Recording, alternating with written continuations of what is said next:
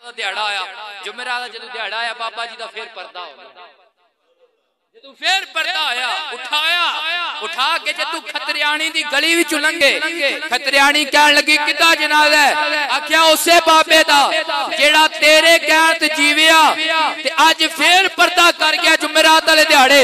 खतरियाणी हसी कहन लगी वेखो ना पीर मुसलियां दा गल मेरी मनदा है, पीर मुसलियां दा गल मेरी मानदा है। बाबा जी फिर उठ के बैठे तन्ना मजजूब कहन लगे ए खतरियाणीए असा तेरी मन्नी मरना मंगल नू सी, पर्दा जुमेरात कर रहा हुण तू भी साडी मन ले, साडे नबी दा कलमा पढ़ के हसनैन दे नाने दी गुलाम बन जा। उन्हें पढ़िया कलमा गुलाम बन गई। बंदे कहते ने ओ वली अल्लाह दे करदे की ने?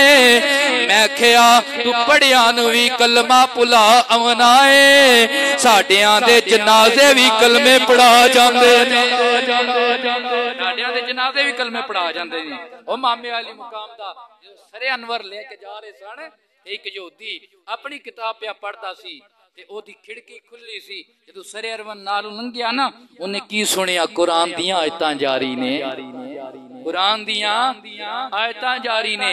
वो ये चीज देख के गुलाम हो गया जिस नबी दे नवासे जिसदे कदमां ते कुर्बान होके अज सिर भी कटिया फिर भी कुरान पढ़ रहे ने।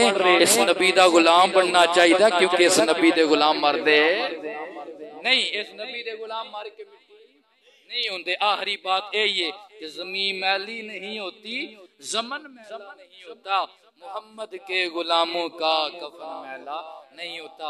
अल्लाह करीम जान वाली माई साहबा फरमाए वाहिर दावाना अल्हम्दुलिल्लाहि रब्बिल आलमीन।